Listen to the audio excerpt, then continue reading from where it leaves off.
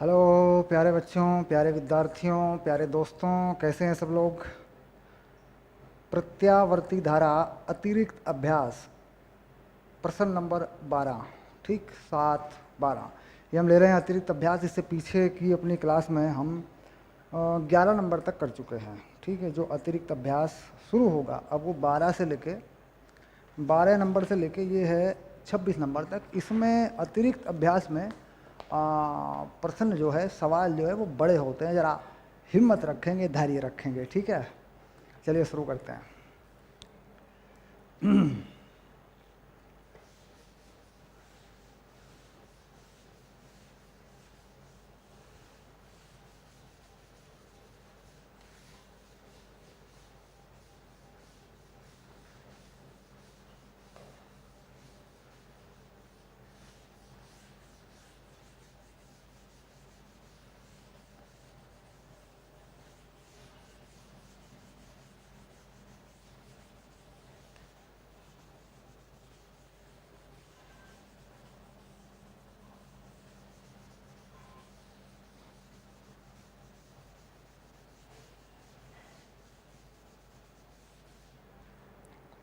तो मुझे उम्मीद है कि आपने ये सवाल इतने समय में पढ़ लिया होगा जब तक मैंने बोर्ड साफ किया। यही फ़ायदा है समय का सदुपयोग। चलिए एक बार मैं भी देख लेता हूँ क्या क्वेश्चन है ये।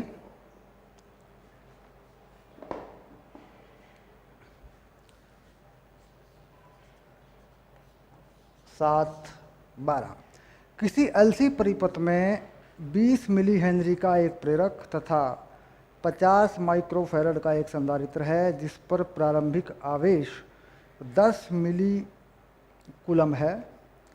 परिपथ का प्रतिरोध नगण्य है। मान लीजिए कि वह क्षण जिस पर परिपथ बंद किया जाता है t बराबर 0 है। यानी परिपथ को बंद करने का मतलब यह है कि उसकी कुंजी को बंद करें, वो चालू हो जाए। ठीक, अब देख कैसे।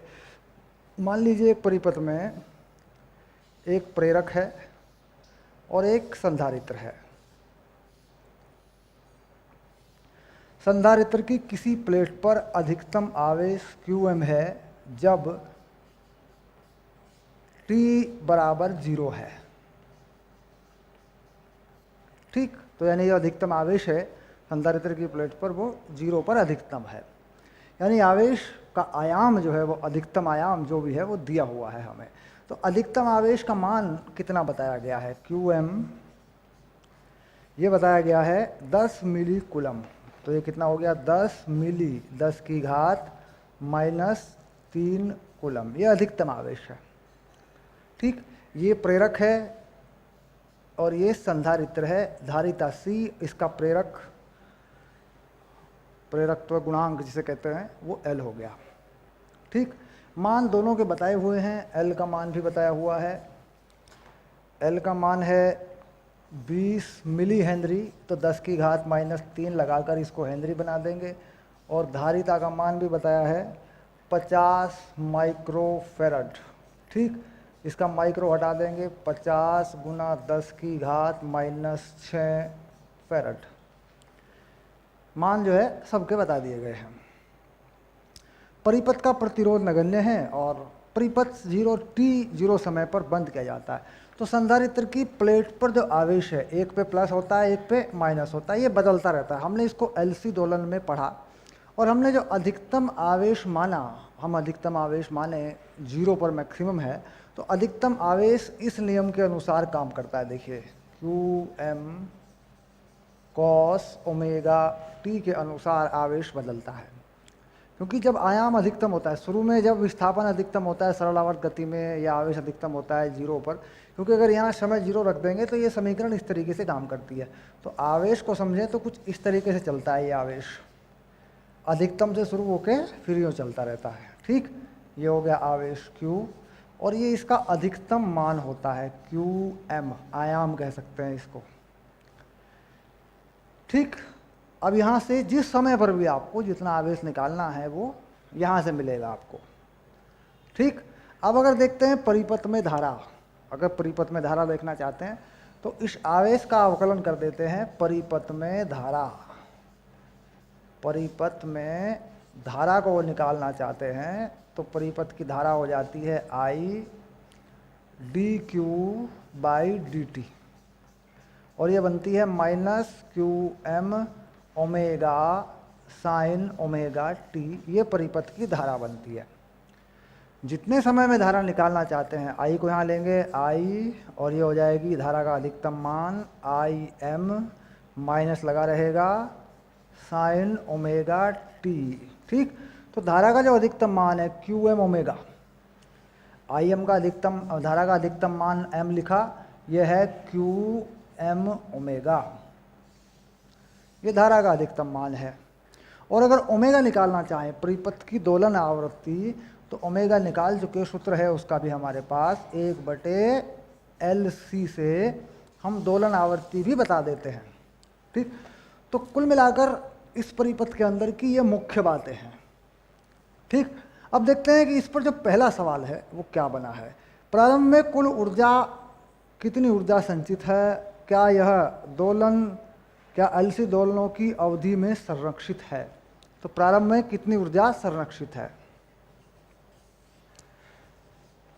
ऊर्जा संरक्षित या संरक्षित ऊर्जा। ठीक, तो जो कुल ऊर्जा है वो संरक्षित रहती है इस परिपथ में, ध्यान रहे, इस परिपथ में कुल ऊर्जा संरक्षित रहती है। तो कुल ऊर्जा कितनी है, शुरू में बताई है, इलेक्ट्रिकल एनर्जी की फॉर्म में है, विद्युत ऊर्जा की फॉर्म में है, ये है Qm²/2c। अब इसका मान कितना आएगा ज़रा देखें। अधिकतम आवेश t = 0 समय पर, यह है अधिकतम आवेश। ठीक, इसका मान रख देते हैं 10 × 10⁻³ का स्क्वायर, और 2c का मान कितना है 50, और माइक्रो को बदल देते हैं 10⁻⁻6। तो देखिए ये आ गई 1 जूल। अब 1 जूल आ रही है, हाँ 1 जूल ये ऊर्जा आ गई जो कि संरक्षित है, जो कि संरक्षित है। यानी यही ऊर्जा कभी प्रेरक में, कभी कैपेसिटर में, संधारित्र में, कभी दोनों में चलती रहेगी, कुल ऊर्जा बनी रहेगी 1 जूल। ये पहला सवाल है। ठीक है, परिपथ की मूल आवृत्ति क्या है। परिपथ की मूल आवृत्ति,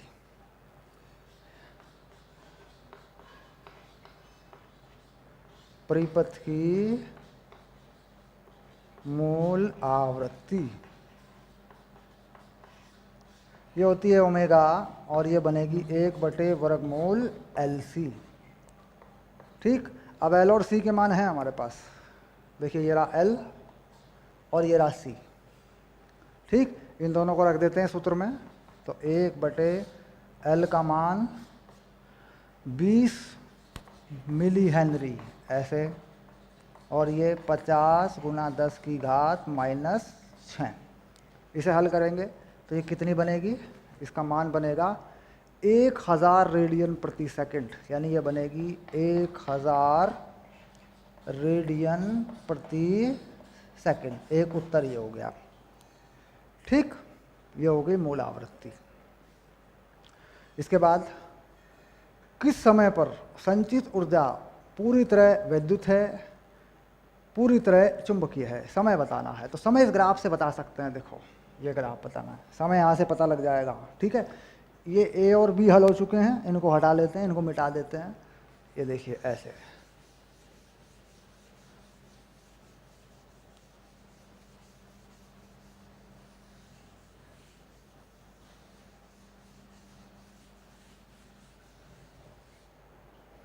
तो यहाँ पर सबसे पहले एक आवर्त काल को परिभाषित कर लेते हैं। देखो आवर्त काल, यहाँ से अधिकतम जाने में ये पूरा एक आवर्त काल है। यह आवर्त काल को T मान लेते हैं, ये आधा आवर्त काल है, ये 1/4 आवर्त काल है, और ये 3/4 आवर्त काल है। ठीक, आवर्त काल, दोलन काल। दोलन काल कितना है, दोलन काल T ये होता है 2π/ω, यानी ये हो जाएगा 2π/1000 सेकंड। अब इसी का इस्तेमाल तीसरे भाग में होगा। तीसरे में, पहले वाले में देखा जाए तो, है ना, दो हैं तीसरे में, देखो पूरी तरह वैद्युत है। तो पूरी तरह वैद्युत कब है? जब समय 0 है, या आवर्तकाल का आधा समय है, या पूरा समय है। क्योंकि जब जब आवेश अधिकतम होगा, जब जब सारी ऊर्जा वैद्युत ऊर्जा में ही होगी, यानी संधारित्र में ही भरी हुई होगी। ठीक, तो कब है अधिकतम आवेश? 0 पर है। फिर अधिकतम आवेश, प्लेट प्लस के बजाय माइनस हो जाएंगी, पलट जाएगी प्लेट पे ध्रुवता जिसे कहते हैं पोलैरिटी। फिर भी आवेश यहाँ देखिए अधिकतम है, ग्राफ में दिख रहा है ये प्लस में या माइनस में, लेकिन इसका मान क्या है? अधिकतम है। तो यानी आधे आवर्तकालों पर, आधे आधे आधे आवर्तकालों पर क्या है? विद्युत ऊर्जा, सारी ऊर्जा विद्युत ऊर्जा में है। ठीक, तो समय t बराबर NT/2 पर संपूर्ण ऊर्जा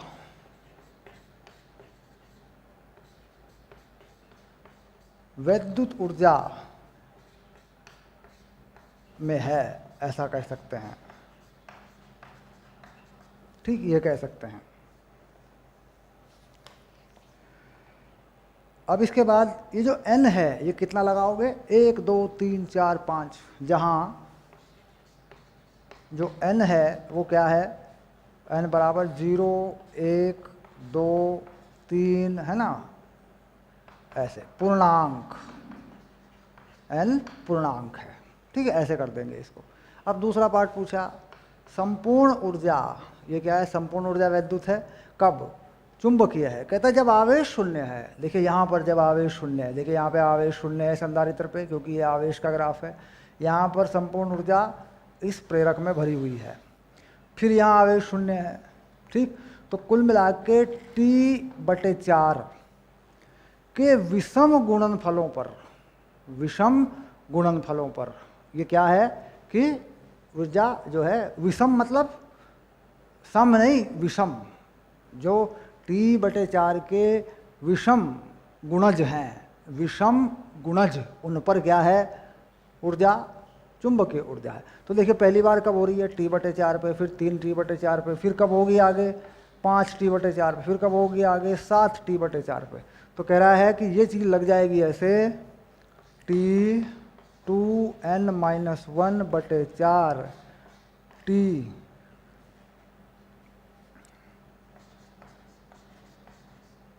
समय पर संपूर्ण ऊर्जा,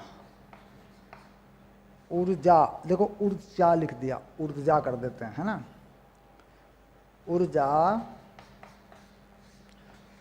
चुंबकीय है।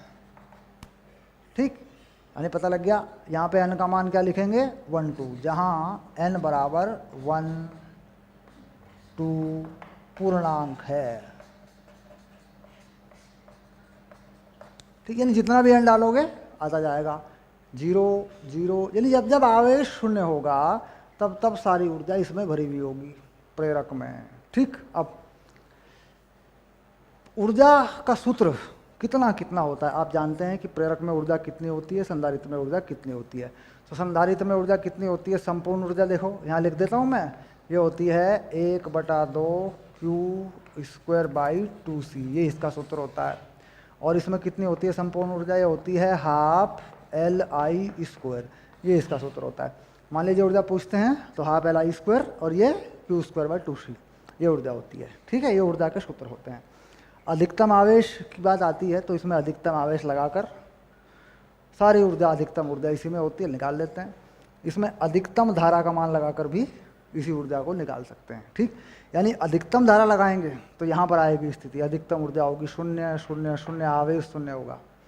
जब परिपथ में धारा अधिकतम होती है तो संधारित्र की प्लेटों पर आवेश 0 होता है। ठीक, ध्यान रहे। ओके, चलिए अभी बात बनी नहीं, अभी बात और बनेगी। अभी तो किन समयों पर संपूर्ण ऊर्जा प्रेरक व संधारित्र के मध्य समान रूप से विभाजित है, यानी दोनों में ऊर्जाएं बराबर हैं। दोनों में ऊर्जाएं बराबर होने के लिए कितना समय चाहिए? ठीक, तो ऊर्जा बराबर होने का मतलब ये होता है कि ये दोनों ऊर्जाएं बराबर हैं, यानी कुल ऊर्जा जो संधारित्र में है उसकी आधी होने में कितना समय लगेगा। ठीक, ये हमें देखना पड़ेगा। चलिए तीसरा सवाल करते हैं।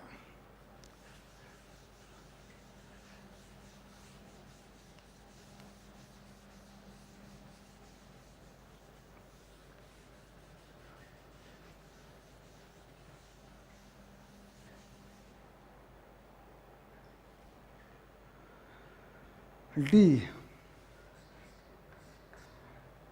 किन समयों पर संपूर्ण ऊर्जा प्रेरक एवं संधारित्र के मध्य समान रूप से विभाजित है। कितने समय पर, ठीक है।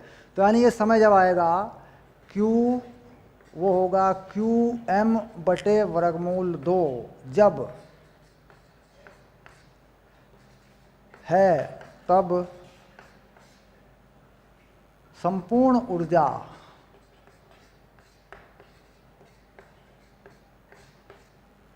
दोनों में बराबर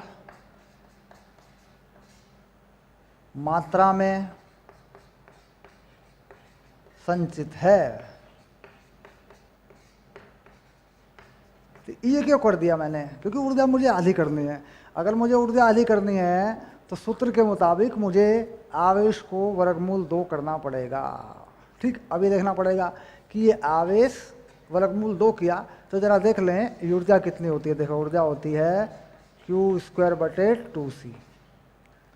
अगर मैं इस ऊर्जा को आधा करना चाहता हूँ तो मुझे इसको वर्गमूल 2 1 बटे वर्गमूल 2 गुणा करना पड़ेगा। ये बात समझ में आ जाती है, सरल सी बात है। तो आधी ऊर्जा हो जाएगी संधारित्र में, आधी ऊर्जा हो जाएगी प्रेरक में। ठीक, अब कुल मिला के ये कितने समय पर होगा, ये कब कब होगा, तो समय मैं इस समीकरण से निकाल लूँगा। ठीक, देखिए निकालता हूँ। Q का मान QM बटे वर्गमूल 2 रख देता हूँ, ये QM है और ये है cos ओमेगा t। ये QM काट देता हूँ, ये हो जाता है cos पाई बाई 4। पहला हल, पहला सॉल्यूशन होता है, इसके आगे होता रहेगा बाद में।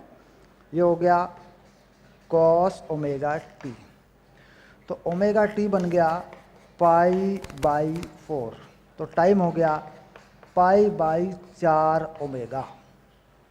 अब यहाँ पे अगर ओमेगा का मान रख दूँ मैं तो समय हो गया t बटे 8। देखो कितना होता है ओमेगा, 2 पाई बटे t होता है ना, तो t गया ऊपर, पाई घट गया t बटे 8। यानी t बटे 8 समय अंतराल पहला ऐसा समय है जिस पर दोनों ऊर्जाएं बराबर होंगी। तो t बटे 8 इसका आधा पड़ेगा। देखो t बटे 8 यहाँ पड़ेगा, इसका आधा समय पड़ेगा, जो आएगा ना ऐसे, तो यहाँ पड़ेगा t बटे 8 आधा। ठीक, तो t बटे 8 के जितने भी अंतराल होंगे, t बटे 8 के बाद ये फिर t बटे 8, ये फिर t बटे 8 का अंतर रखेंगे, ये फिर t बटे 8। ठीक, तो पहली बार t बटे 8 समय पर ऊर्जा दोनों बराबर होंगी, आधी आधी ऊर्जा होगी दोनों में। अब सवाल यहाँ ये उठता है कि अगला समय क्या होगा। देखिए मैं समय लिख के देता हूँ, ये कब कब होगा, ये तो आपने हल पता कर लिया, अब मैं समय लिख के देता हूँ।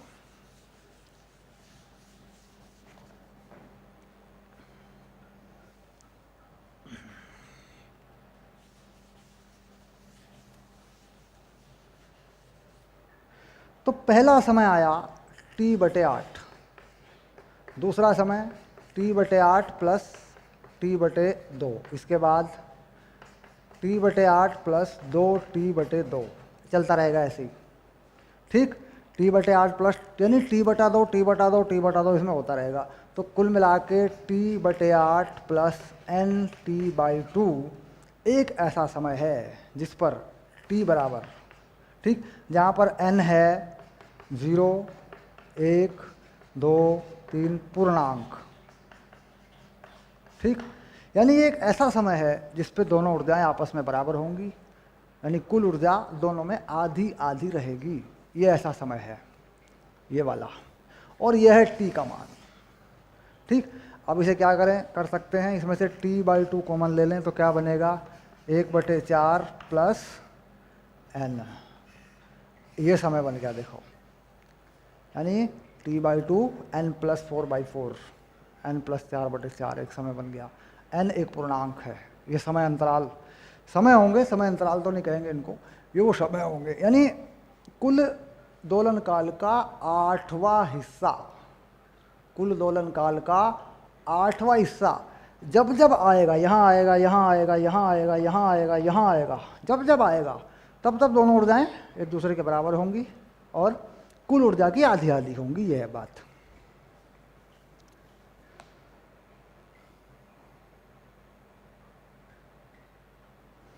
यदि एक प्रतिरोधक को परिपथ में लगाया जाए तो कितनी ऊर्जा अंततः ऊष्मा के रूप में अक्षयित होगी?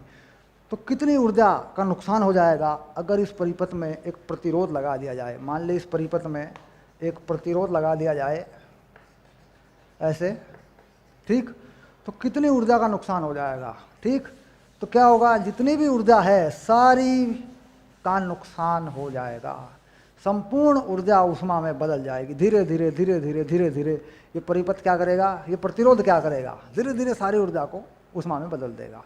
तो यानी आखिरी का जो प्रश्न है हमारा ई, इसमें क्या लिख दें,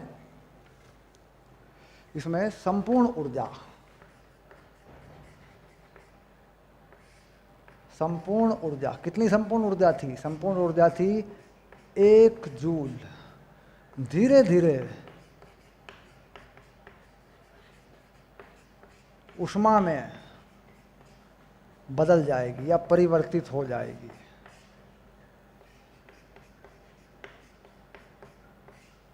बस, क्योंकि ये प्रतिरोध धीरे धीरे सारी ऊर्जा को बदल देगा। ठीक, अवमंदित दोलन होने लगेंगे। अवमंदित दोलन, ऐसे दोलन जिनका आयाम घटता चला जाएगा। कैसे दोलन होंगे जरा बताएं, कैसे दोलन होंगे? ऐसे दोलन होंगे, यूँ देखो, इसे कहते हैं अवमंदित दोलन। यहाँ से आयाम शुरू होगा, ये देखो आयाम घट रहा है कि नहीं घट रहा है, ये घटता गया, ठीक, इसे कहते हैं अवमंदित दोलन। खैर ये कोई बात नहीं है, यहाँ पे पूछा नहीं गया इस बात में, क्योंकि ये अवमंदित दोलन है। अगर ऊर्जा स्रोत को बाद में नहीं दी जा रही, परिपथ को पहले कुछ ऊर्जा दे दी थी, वही बाद में खर्च होगी, तो प्रतिरोध धीरे धीरे उसको खत्म कर देगा। अवमंदित दोलन होते रहेंगे, आयाम लगातार घटता रहेगा, आवेश का आयाम लगातार घटते घटते घटते जीरो हो जाएगा। ठीक, कितने समय में होगा? प्रश्न ये है कि कितने समय में होगा। कहता जी समय लगेगा अनंत, क्योंकि जो ग्राफ है ये अनंत पे जाके शून्य करेंगे। तो कितने समय में? धीरे धीरे अनंत समय में, अनंत समय में होगा। ये याद रखें, कहीं ऑब्जेक्टिव सवाल बनता है आपके प्रतियोगी परीक्षाओं में, तो यहाँ ये चीज़ फंस जाती है कि भाई पहले किसी परिपथ को ऊर्जा दे रखी थी, कोई आवेश दे रखा था संधारित्र को, वो एलसी दोलन कर रहा था, उसकी ऊर्जाएं आपस में बदल रही थी, उसका एक आवर्त काल था, आवेश शून्य समय पर मैक्सिमम था, अधिकतम था। बाद में क्या किया कि इसमें एक प्रतिरोधक लगा दिया, तो कितनी ऊर्जा ऊष्मा में अक्षय होगी?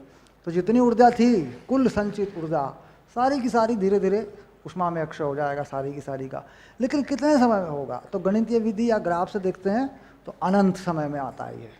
ठीक, समय अनंत लगता है, क्योंकि घटने की जो दर है, घटने की जो दर है वो एक एक्सपोनेंशियल दर है।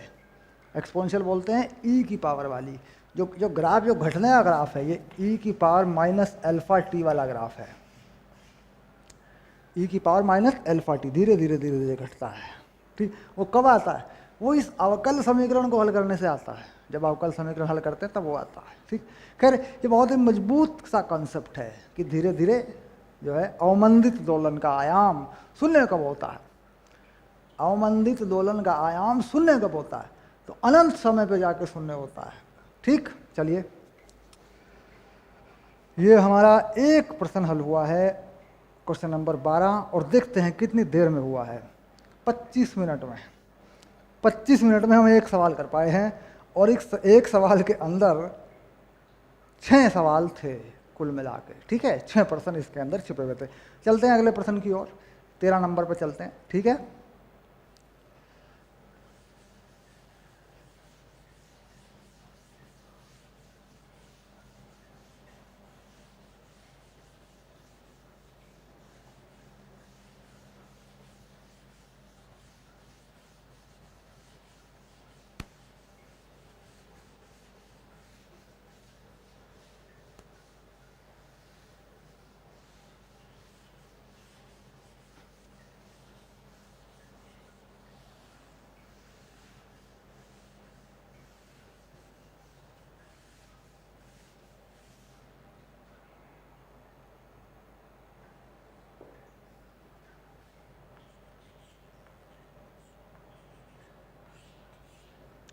7 13 13 नंबर आ गया। क्या कहता है सवाल में देखिए, एक कुंडली जिसका प्रेरण इतना, प्रतिरोध इतना, इतने वोल्ट इतने की आपूर्ति से जोड़ा गया कुंडली है, एक कुंडली जिसका प्रेरण, तो प्रेरण यानी L मान लेते हैं। L कितना बताया, 0.50 हेनरी, है ना, ऐसे बता दिया गया।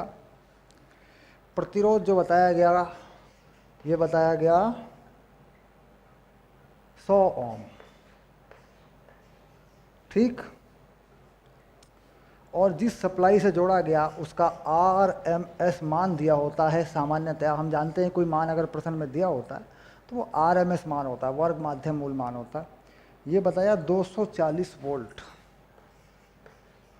ये बता दिया। देखो आवृत्ति न्यू बताई है 50 हर्ट्ज।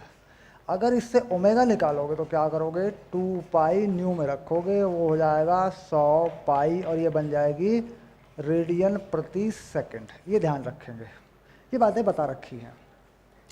तो कुल मिला के देखा जाए तो ये एक LR सर्किट है। LCR सर्किट में अगर हम देखें, LCR परिपथ में देखें तो C इसमें नहीं दिया गया है, यानी इसका जो XC है वो शून्य है। चालक तार में C मानी जाती है अनंत, तो C अनंत मान लिया, मान लीजिए, तो XC कितना हो जाएगा, शून्य हो जाएगा, यानी XC नहीं है इसमें। अगर हम LCR सर्किट की बात करें, LCR सर्किट पे विचार करें तो कैसे करते हैं, ये L हो गया, ये C हो गया, ये R हो गया, ऐसे। ये हो गई वोल्टता। इसका VRMS मान बताया 240 वोल्ट। L बताया, C बताया अनंत, ये बताया R, ऐसा होता है। क्योंकि जब भी कोई चालक तार होता है, किसी चालक तार में, मान लीजिए कोई तार है, चालक तार में 2 बिंदु ले लेता हूँ, ये बिंदु A और ये बिंदु B, ठीक। तो CAB जो होता है, ध्यान रहे चालक तार का, ये अनंत होता है, ठीक। यानी जितना चाहे आवेश इस पर संचित कर लो, क्योंकि चालक तार है, ठीक है। तो कुल मिला के अगर कैपेसिटर नहीं है LCR में, लगा हुआ नहीं है, तो इसका मतलब है कि चालक तार है और चालक तार का C कितना होता है, अनंत होता है। इस बात पर हम काम कर सकते हैं, ठीक। बड़ी आसानी से हमारे प्रश्न सॉल्व हो जाते हैं, हल हो जाते हैं, ठीक है। तो कुल मिला के ये बात समझ में आई कि किसी भी चालक तार के 2 बिंदुओं के बीच धारिता का मान अनंत होता है, ठीक। चलिए आ गया। अब हम देखते हैं कि इसमें प्रतिबाधा कितनी होगी, क्योंकि प्रतिबाधा निकले तो हमारे मन की बाधा हटे, है ना। तो प्रतिबाधा कितनी होती है, Z, ये होती है XC माइनस XL का वर्ग प्लस R का वर्ग। ये आ गया, देखिए ऐसे। अब जो XC होता है या XL होता है, उनके मान अगर देखें सूत्रों के अनुसार, तो XC जो होता है ये होता है 1/ωc, और जो XL होता है ये होता है ωL। ये 2 बात होती हैं, इन्हें बोलते हैं प्रतिघात, प्रतिघात। चलो थोड़ा मनोरंजन भी होना चाहिए, हैं। XC कितना हो गया, अगर C अनंत होगा तो XC कितना होगा, 0 होगा। तो कुल मिला के XC को 0 रख दिया तो ये आ गया XL का स्क्वायर प्लस R का स्क्वायर। ये मिल गया इसका प्रतिबाधा, ये हो गई इसकी प्रतिबाधा, ठीक। अब यहाँ XL का मान निकालने की बात आ रही। देखो XL का मान निकाल सकते हैं अपन, तो XL का मान कितना होगा ये निकाल सकते हैं यहाँ से। XL, इसका मान तो 0 हो गया, पक्की बात। XL का मान 100 पाई, L कितना है 5, यानी 1/2 लिख देता हूँ, लो। तो ये हो गया 50 पाई, है ना, 50 पाई हो गया ये, क्योंकि मैंने L को क्या लिख दिया, 0.5 को 1/2 लिख दिया। तो ये हो गया 50 पाई, होता है ये ओम में ही, है ना, XL, ये रहा XL, ओके। अच्छा, R का मान है मेरे पास 100, तो अगर वैल्यू लगा दें तो कितना बन रहा है Z, देखो Z का मान हो गया 50 पाई का वर्ग और 100 का वर्ग, ये आ गया Z का मान, जो भी आएगी इसका मान आ जाएगा, ठीक है। अब कला, इससे क्या मिल जाएगी, धारा, धारा का RMS मान मिलेगा इससे, क्योंकि हमारे पास वोल्टता का आरएमएस मान है। तो धारा का आरएमएस मान IRMS ये होगा वोल्टता का आरएमएस मान बटे जेड, यह है 240 और जेड का मान यहाँ से लगा देंगे। ठीक, तो क्या मिल गया, धारा का मान मिल गया। अधिकतम धारा, अब हमें चाहिए अधिकतम धारा, तो धारा का आयाम यानी धारा का शिखर मान हमें चाहिए। शिखर मान निकालने के लिए क्या करेंगे, जो भी धारा का आरएमएस मान आएगा उसको वर्गमूल 2 से गुणा कर देंगे। धारा का आरएमएस मान यहाँ से आएगा, इसे वर्गमूल 2 से गुणा कर देंगे। ठीक, ये शिखर मान आ जाएगा। हल करने पर ये मान कितना प्राप्त होता है, ये आता है 1.82 एम्पियर। 1.82 एम्पियर ये मान आता है। ठीक, यानी यहाँ से जो प्राप्त होगा वो वर्ग माध्य मूल मान प्राप्त होगा, उसे वर्गमूल 2 से गुणा करेंगे तो अधिकतम मान प्राप्त होगा। धारा का आयाम शिखर मान बोलते हैं जिसको। ठीक, ये समझ में आ रही होंगी चीज़ें। मुश्किल है, मानना पड़ेगा। ये चैप्टर जो है अलग से हटा हुआ चैप्टर है, थोड़ा सा गणित का प्रयोग है इसमें। सरल आवर्त गति या तरंग गति या तरंग 11वीं क्लास में जिसने पढ़े हैं उनके लिए ये बहुत ही आसान है, बिल्कुल हलवा है। ठीक, वोल्टेज शीर्ष व धारा शीर्ष के बीच समय पश्चता, यानी वोल्टेज शीर्ष अधिकतम जब वोल्टता बनती है और जब अधिकतम धारा बनती है उनके बीच का समय कितना है, इसे कहते हैं टाइम लैग, समय पश्चता। तो ये पता लगेगी कि वोल्टेज के बीच का, वोल्टता के बीच का और धारा के बीच का जो कला कोण है वो कितना है। ठीक, अब मान लीजिए सामान्यतया हम इस चीज़ को मैं मिटा देता हूँ, समय पश्चता निकालता हूँ मैं।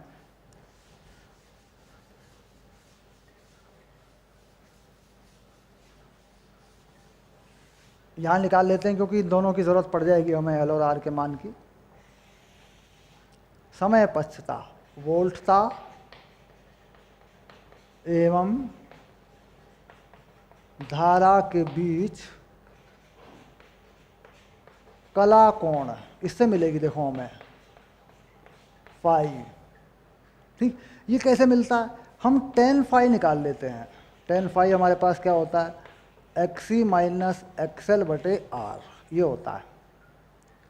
तो XC तो हमने देखा 0 है, तो tan फाई कितना हो रहा है, देखो tan फाई हो रहा है माइनस XL बटे R। XL का मान माइनस 50 पाई, R का मान 100, तो ये बन रही है माइनस पाई बटे 2, ये हो गया tan फाई, ये बन गया माइनस पाई बटे, यानी धारा वोल्टता से पीछे है। माइनस का मतलब है कि धारा वोल्टता से पीछे है। ठीक, और ये होता भी है। ठीक, क्योंकि प्रेरक लगा है, संधारित्र तो इसमें कोई मतलब ही नहीं, क्योंकि वो तो XC जो है शून्य हो जा रहा है। तो प्रेरक में क्या होता है, धारा वोल्टता से पीछे होती है। तो कुछ कोण है ऐसा जो धारा वोल्टता से पीछे है। अब ये कितना कोण आता है, इसे निकालते हैं फाई, ये आता है tan inverse minus pi by 2, ऐसा कोण आता है ये। ठीक, इसका मान कितना आता है, इसका मान आएगा 55 डिग्री के आसपास। अगर निकालें तो इसका मान आता है 55 डिग्री के आसपास, इसका मान आता है। अब मान लीजिए हम ये कोण निकाल रहे हैं, मैं इसको कोण को निकला हुआ देख के रख देता हूँ। ठीक, क्योंकि हमारे पास यहाँ पे सारणी नहीं है। तो 57.5 अंश आ गया, ये जो फाई आ गया ये आ गया माइनस में 57.5 अंश आ गया ये कोण। ठीक, तो इससे पता लग गया कि धारा वोल्टता से पीछे है, माइनस आ गया। अब समय पश्चता, अब निकाल देते हैं समय पश्चता। ठीक, समय पश्चता निकालने का मतलब होता है कि इसको पहले रेडियन में बदल दिया जाए और इसका माइनस हटा दिया जाए, क्योंकि माइनस हटा देंगे तो समय निकलेगा, समय को माइनस में नहीं निकाला करते। ठीक, तो कुल मिला के ओमेगा टी, ये है डेल्टा टी, ये है समय पश्चता। ओमेगा टी क्या होता है, कोण होता है, sign omega T cos omega T. तो ओमेगा के हिसाब से क्या है, ये समय का फर्क है, और ये कोण पूरा कितना है 57.5 गुना क्या बनाना इसका, इसके बनाने हैं रेडियन। पाई बटे 180 से गुणा कर दिया तो इसके रेडियन बन गए, क्योंकि यहाँ पे जो कोण चलता है वो रेडियन में चलता है। तो समय पश्चता आ गई 57.5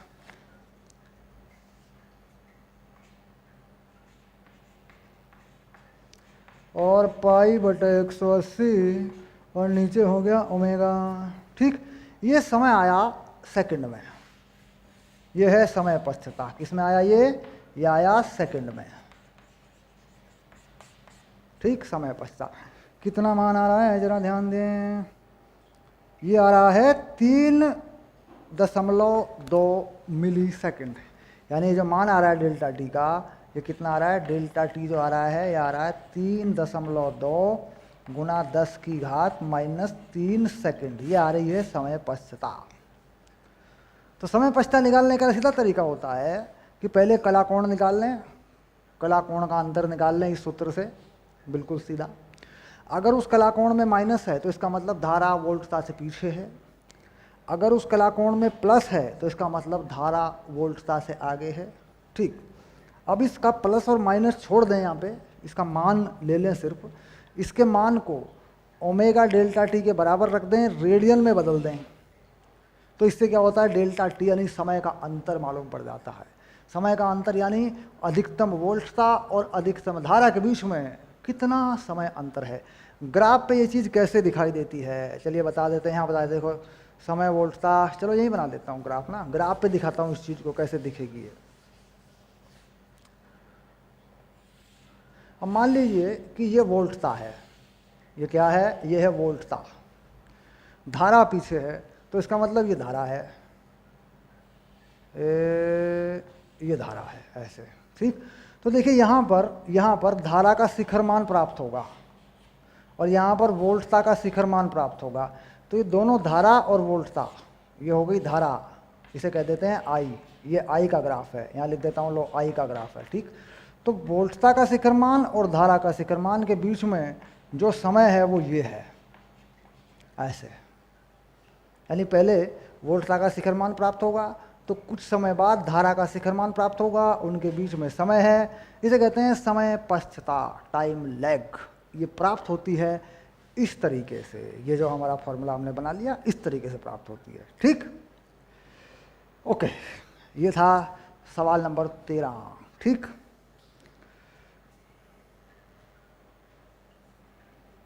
चलिए, कुल मिला के 40 मिनट की क्लास में हमारे केवल 2 सवाल हो पाए।